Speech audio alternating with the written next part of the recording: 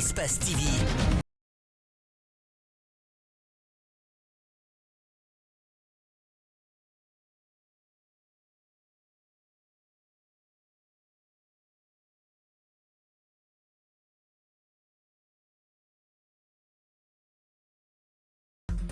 Merci d'être des nôtres au 19h45 sur Espace TV. Bonsoir. Au sommaire de cette édition, la grève lancée par l'intersyndicale se poursuit sur toute l'étendue du territoire national. Par ailleurs, son efficacité dans la capitale reste à désirer. Saisie de produits pharmaceutiques en provenance du Libéria, un important lot a été présenté ce mardi à la presse régionale de Zérékoré.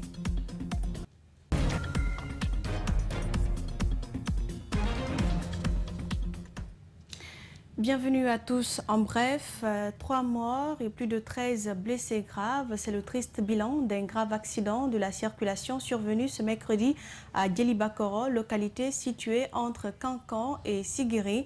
Ce sont 2 minibus, l'un en provenance de la Guinée forestière et l'autre de Sigiri, qui sont entrés en collision. Les victimes ont été évacuées à l'hôpital préfectoral de Kankan et vous aurez plus de détails dans nos prochaines éditions. Paix à l'âme des victimes.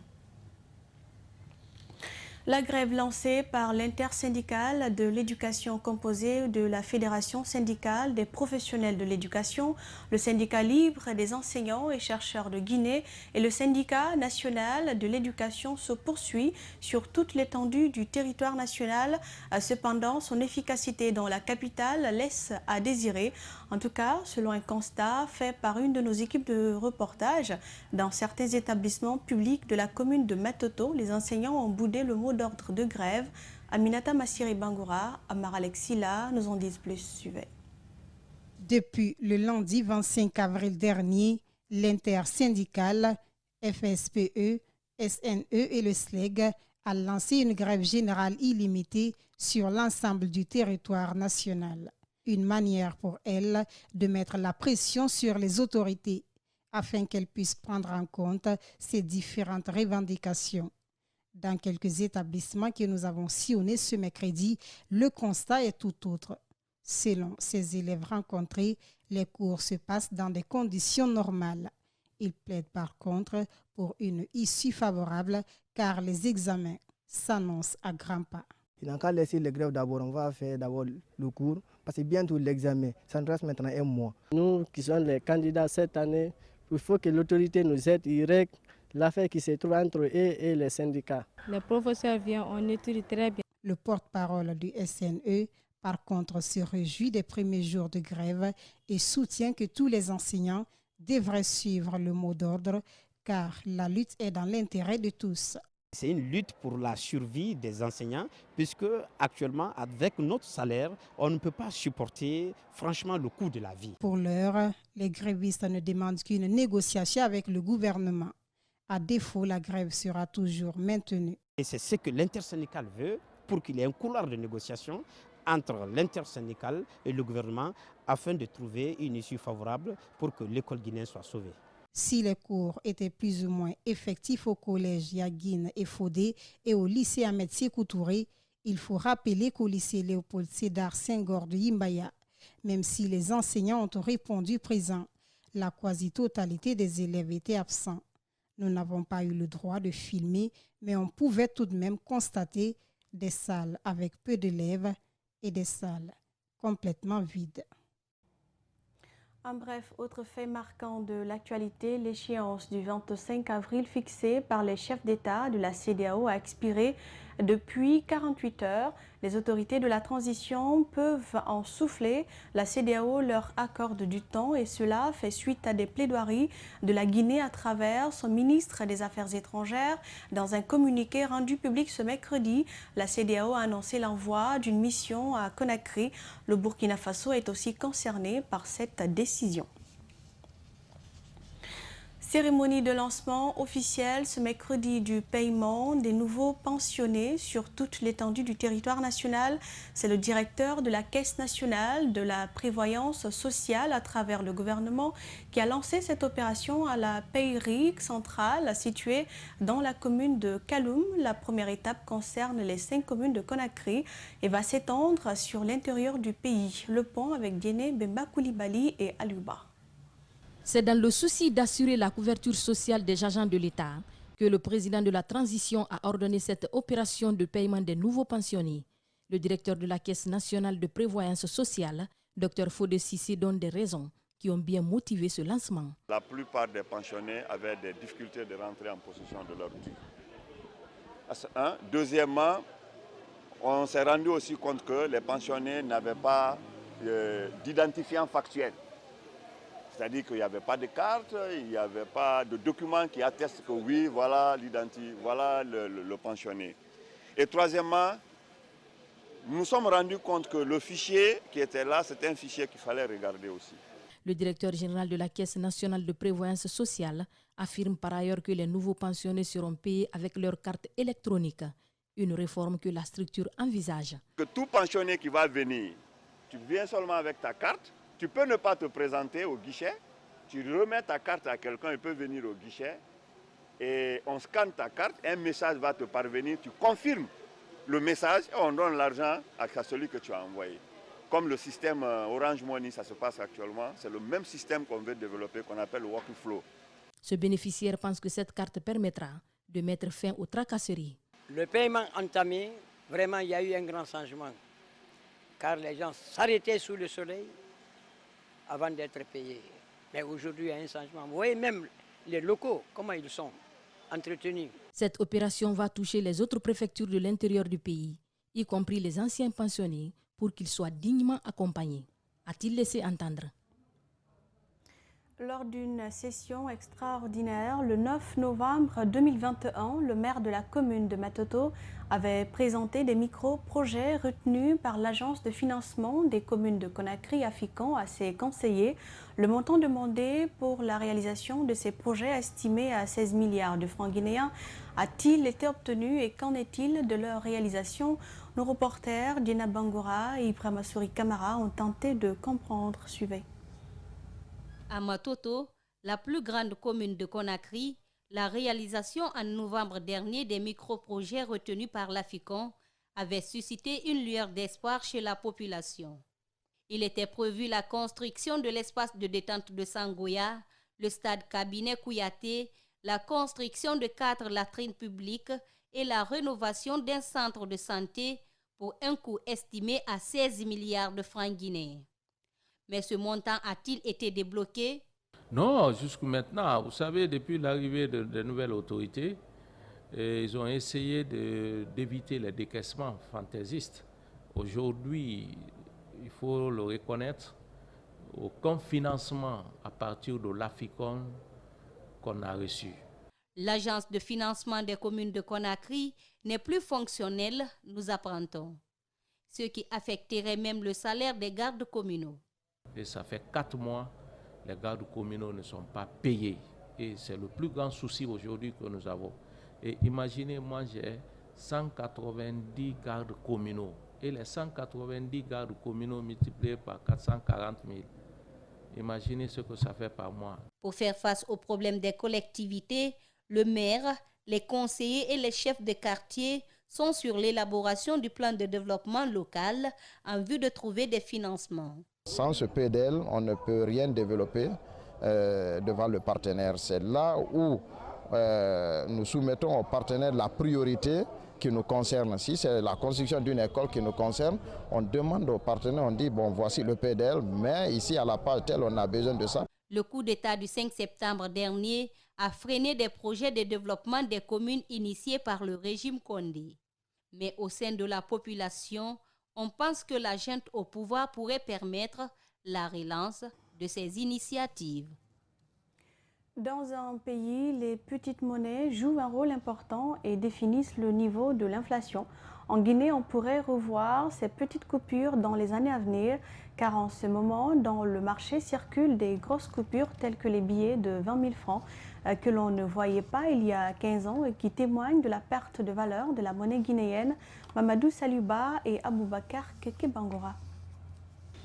Jusqu'en 2008, avec le feu général Lansana Conté, en République de Guinée, la plus grosse coupure était celle-là, le billet de 5 000.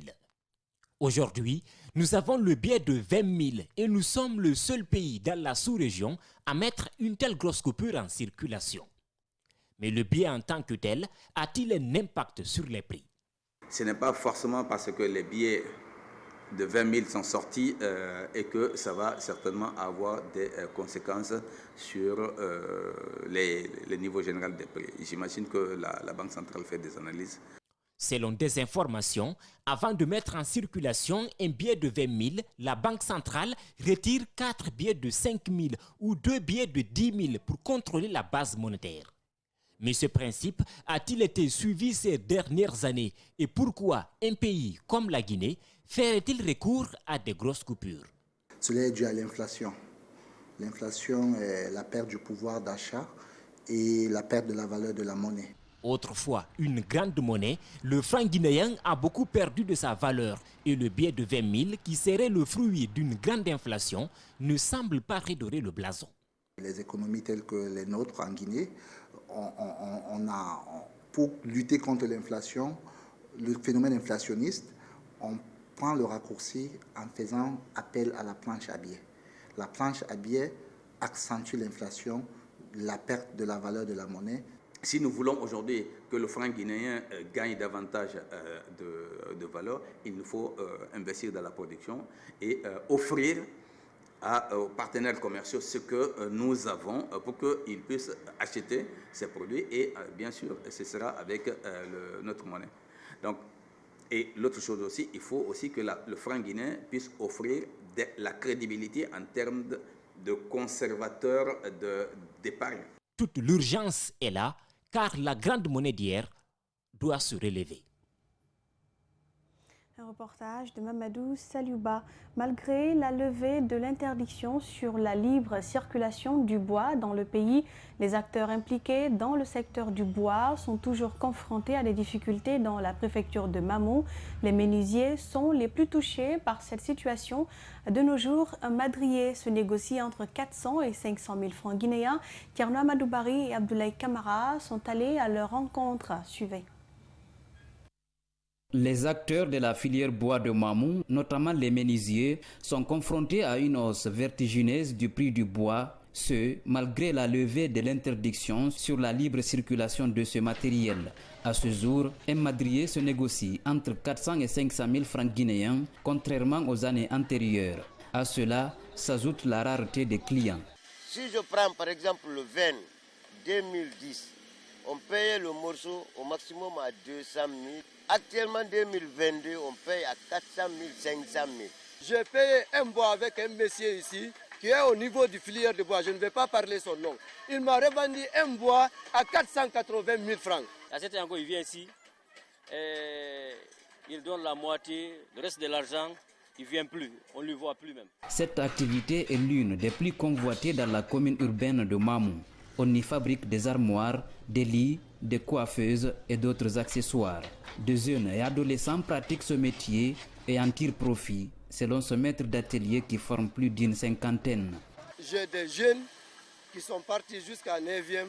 J'ai des jeunes qui n'ont pas voulu partir à l'école. Mais à l'heure là, vraiment grâce au bon Dieu, ceux-ci-là, ils sont presque devenus des maîtres. Cette corporation de la filière bois basée dans la préfecture n'est pas seulement consommatrice. Chaque année, elle s'implique dans la protection de l'environnement. En 2015, on a fait un reboisement dans la sous-préfecture de Ourekaba. 2018, on a fait à Soya. 2019, dans la sous-préfecture de Tolo. 2021-22 dans la sous-préfecture de Farenta. Pour faciliter leur activité, ils sont nombreux ces menuisiers de la préfecture de Mamou qui demandent au ministère du Commerce et de l'Environnement de veiller strictement au respect des prix des bois qui sont devenus exorbitants dans la localité. De Mamou à Kindia, on ne vous l'apprend pas, la fête de Ramadan, c'est pour très bientôt. À Kindia donc, les femmes teinturières passent un sale temps car elles subissent sévèrement les conséquences de la floraison ces derniers temps dans les marchés des tissus contrefaits appelés fariare. Les clients se font de plus en plus rares, difficile pour elles d'écouler leurs marchandises. Reportage signé Aboubakar Kevin Silla. Dans la préfecture de Kindia, les femmes teinturières sont plus que jamais déterminées à ravitailler le marché par des tissus locaux. Mais sur le terrain, elles se trouvent tout de même confrontées à certaines difficultés, notamment la floraison des tissus contrefaits qui inondent leur marché. Cette fois-ci, on n'a pas pu travailler. L'année passée, cette année aussi, on n'a pas pu travailler à cause de cette pagne qu'on vend au marché là-bas, qu'on appelle fariari. Au niveau des prix et peu importe la qualité du tissu demandé par le client, ces teinturières, fidèles à leur habitude, ne font aucune majoration sur les anciens prix connus de tous. Mais la présence massive des tissus contrefaits sur le marché constitue un frein pour l'écoulement de leurs produits. Nous, jusqu'à présent, on n'a pas augmenté le prix. C'est comme avant. Il y a pour 100 000 ici, il y a pour 80 000 ici, il y a pour 150 000 aussi, en fonction des qualités. Adama Ourisso évolue dans ce domaine depuis 1992. Elle nous parle de l'importance de leur activité. C'est une activité qui aide la famille parce que c'est comme on dit ça, l'activité de la teinture, c'est une activité rentable qui aide beaucoup les femmes au niveau de la famille. Sur les différents sites où elle confectionne ses tissus, la clientèle se fait rare et les commandes quant à elles ne se font plus ces derniers temps à cause de certaines difficultés auxquelles elles font face. D'habitude, on reçoit beaucoup de commandes ici, même à l'extérieur, mais actuellement, il n'y a pas de commandes. Les prix des bougies et des matériels sont élevés. Effectivement, bon, même si on vend, on n'aura pas beaucoup d'argent. Aujourd'hui, l'industrie du textile guinéen est de nos jours confrontée à une dure épreuve liée à la présence de tissus contrefaits par des Chinois, appelés fariare. Je vous l'annonçais à l'entame, à Zérékoré, le trafic de médicaments est bien réel. Un important lot de produits pharmaceutiques en provenance du Libéria a été saisi par la douane le 25 avril dernier. Et c'est hier, mardi soir, qu'il a été présenté à la presse régionale. Notre correspondant Moïse Bitien-Lama y était. Voici son reportage. Ce sont au total plus de 100 cartons de produits pharmaceutiques frauduleusement introduits en Guinée par des citoyens. Le directeur régional de la douane explique comment la saisie s'est effectuée. Quand un camion comme ça se pointe à l'horizon, à la frontière terrestre, 99 sacs de noix de coco qui masquent plus de 100 cartons de produits pharmaceutiques que vous voyez. Métronidazole et puis de n'importe quelle origine venant du Libéria. Il a aussi demandé la coopération entre les corps habillés et les agents de douane avant d'appeler les citoyens à mettre fin à de telles pratiques. Ce que je demande avec des cas comme ça, c'est de renforcer la coopération avec tous les corps de défense et de sécurité. Parce que même si vous mettez les douaniers coude à coude, à eux seuls, ils ne peuvent pas aboutir de façon heureuse comme maintenant. Je demande à vous, les médias, de toujours dire aux citoyens guinéens de cesser ces comportements. Parce que ces produits-là créent assez de situations malheureuses, malencontreuses au niveau de la population guinéenne. Quant aux personnes interpellées, elles reconnaissent les faits qui leur sont reprochés.